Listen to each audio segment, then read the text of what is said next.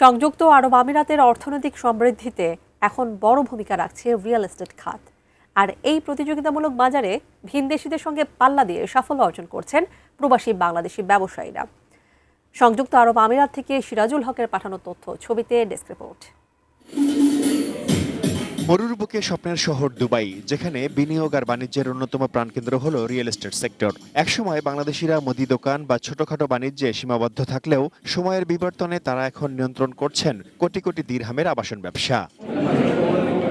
সম্প্রতি দুবাইতে জমকালো আয়োজনে অনুষ্ঠিত হলো আজিজি পার্টনারশিপ অ্যাওয়ার্ডস 2026।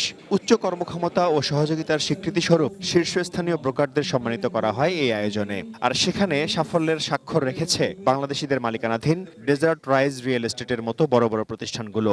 ভালো ইম্পোসাইজ দিতে পারছি, ভালো ইনভেস্টর দিতে পারছি দেখি তারা আমাদেরকে চ্যানেল পার্টনার হিসেবে অ্যাওয়ার্ডটা দিয়েছে।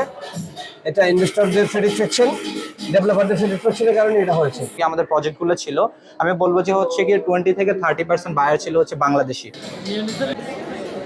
ব্যবসায়ীরা বলছেন, মধ্যপ্রাচ্যে অস্থিরতা আমিরাতের আবাসন খাতে নেতিবাচক প্রভাব ফেলতে পারেনি, বরং পরিস্থিতি স্বাভাবিক হওয়ার সাথে সাথে আরও গতিশীল হয়েছে কেনাবেচা।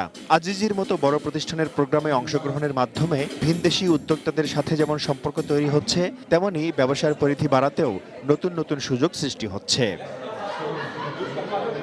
যারা প্রবাসী তারা গ্রো করতেছে, তারা প্রপার্টিতে ইনভেস্ট করতেছে। We have successfully completed over 66 projects which is done and delivered and happily occupied by the residents. প্রবাসী ব্যবসায়ীরা মনে করেন, সরকারি সহযোগিতা ও সঠিক দিক নির্দেশনা পেলে আবাসন খাতের এই অভিজ্ঞতা কাজে লাগিয়ে বিদেশের মাটিতে বাংলাদেশি ব্যবসায়ীরা আগামীতে আরও বড় বড় প্রকল্পের মালিকানা অর্জনে সক্ষম হবেন। Shaon Mahfuz, desk report, ATN news.